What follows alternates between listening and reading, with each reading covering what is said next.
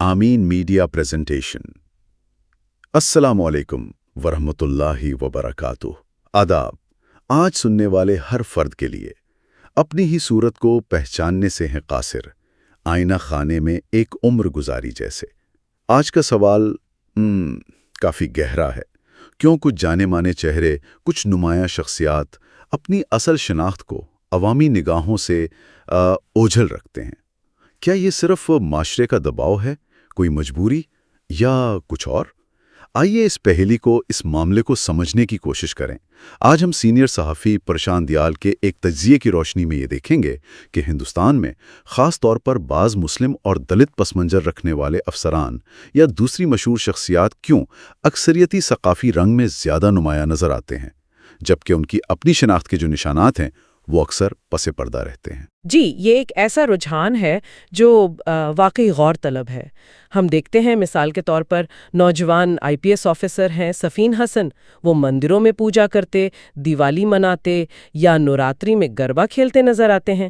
اسی طرح آپ دیکھیں عامر خان یا شاہ رخ خان جیسے بڑے فلمی اداکار، وہ بھی مندروں میں جاتے ہیں۔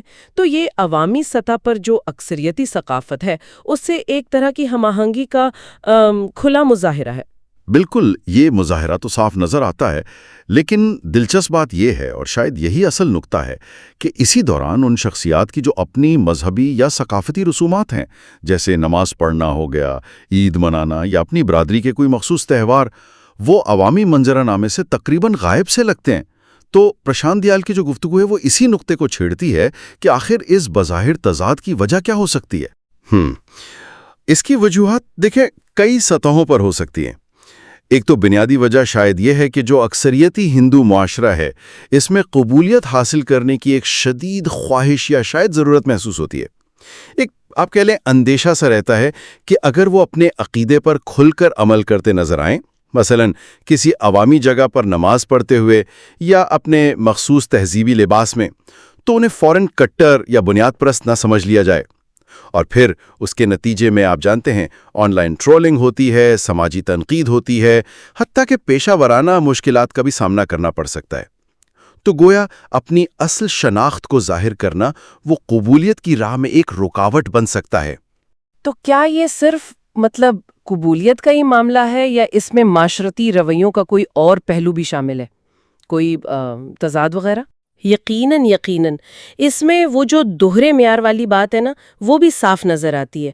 اگر کوئی مسلم شخصیت ہندو رسومات میں حصہ لے تو اکثر اسے بڑا اچھا سمجھا جاتا ہے، سیکولرزم کی مثال، بھائی چارے کی علامت وغیرہ وغیرہ۔ لیکن دوسری طرف اگر وہ اپنے مذہب کی کسی علامت کا اظہار کریں، جیسے آپ نے ذکر کیا دیپیکا پڈوکون نے مسجد میں حجاب پہنا، تو ان پر کیسی شدید ٹرولنگ ہوئی تھی۔ اسی طرح آپ سوچیں کہ اگر کوئی مسلم افسر عوامی سطح پر اللہ اکبر کہہ دے تو کیا رد عمل ہوگا؟ جبکہ وہ گوالیر والا واقعہ یاد ہے، وہاں ایک افسر نے جے شری رام کہا تو اسے صورتحال سنبھالنے کی کوشش کے طور پر دیکھا گیا۔ تو یہ فرق تو ہے۔ یہ دوہرا معیار واقعی غور طلب ہے۔ اچھا، اور کیا اس کا اثر ان کے پیشہ ورانہ مستقبل، ان کے کیریئر پر بھی پڑتا ہے؟ بلا شبہ، خاص طور پر جو لوگ سرکاری ملازمت میں ہیں، جیسے IPS یا IAS افسران، ان میں یہ خوف ہو سکتا ہے، اور شاید ہوتا بھی ہے، کہ اپنی مذہبی شناخت کا زیادہ اظہار ان کے کیریئر کو نقصان پہنچا سکتا ہے۔ انہیں جو اہم ایگزیکٹو پوسٹنگز ہوتی ہیں، یعنی وہ عہدے جہاں براہ راست عوامی اختیار اور رابطہ ہوتا ہے، ان سے شاید دور رکھا جائے۔ گفتگو میں گجرات حکومت کی ماضی کی پالیسیوں کا بھی حوالہ دیا گیا ہے کہ وہاں ایک طویل عرصے تک مسلم افسران کو کلیدی یعنی ایگزیکٹو عہدوں پر تعینات نہیں کیا گیا۔ اگرچہ یہ بھی کہا گیا کہ حال میں کچھ تبدیلیاں آئی ہیں، مگر ان کے پیچھے بھی سیاسی مصلحتیں یا ووٹ بینک کی سیاست کا عنصر ہو سکتا ہے۔ اگر پیشہ ورانہ زندگی اس طرح متاثر ہو سکتی ہے، تو کیا اس کا اثر ان شخصیات کے اپنی ہی برادری سے تعلق پر بھی پڑتا ہے؟ جی، یہ ایک اور تشویشناک پہلو سامنے آتا ہے۔ یہ مشاہدہ کیا گیا ہے، اور دیال صاحب نے بھی اس کا ذکر کیا، کہ بعض کامیاب دلت اور مسلم افسران جو اکثر ریزرویشن کے ذریعے ہی ان عہدوں تک پہنچتے ہیں، وہ کامیابی کے بعد اپنی ہی برادری کے جو سماجی یا فلاحی کام ہے، ان سے ایک طرح کا فاصلہ سا اختیار کر لیتے ہیں۔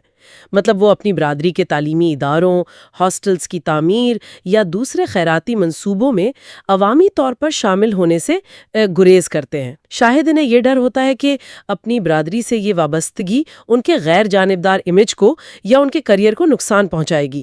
جبکہ اگر ہم دیکھیں تو اکثریتی طبقے کے افسران کے لیے شاید ایسا کوئی مسئلہ نہیں ہوتا، وہ تو کھلے عام اپنی برادری کے پروگراموں میں جاتے ہیں۔ کرتا ہے کہ شناخت کا جو بوجھ ہے وہ اقلیتی پس منظر رکھنے والوں پر کہیں زیادہ ہے۔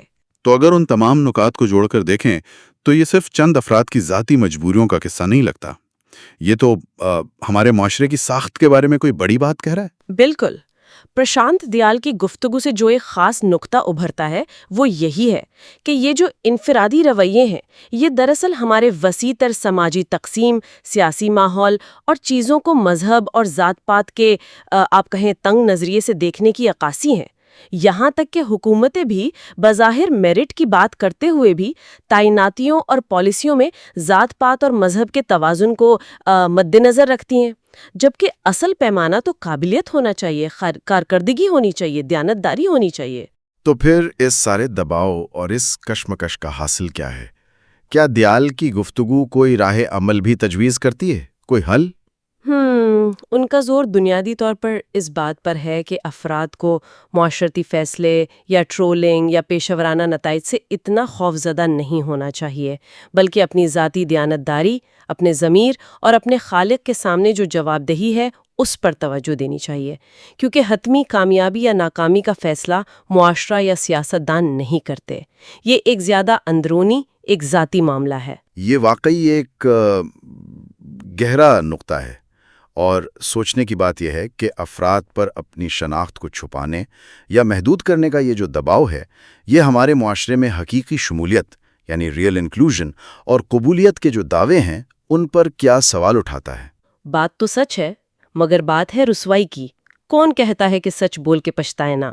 اللہ کی رحمت آپ پر اور آپ سے وابستہ تمام لوگوں پر ہمیشہ قائم رہے۔ خدا حافظ۔ ڈسکلیمر: یہ پروگرام آمین میڈیا کی جانب سے ایک تجزیاتی پیشکش ہے جسے احمد آباد سے شائع کیا گیا ہے۔ اس کے مدیر جناب عثمان قریشی ہیں۔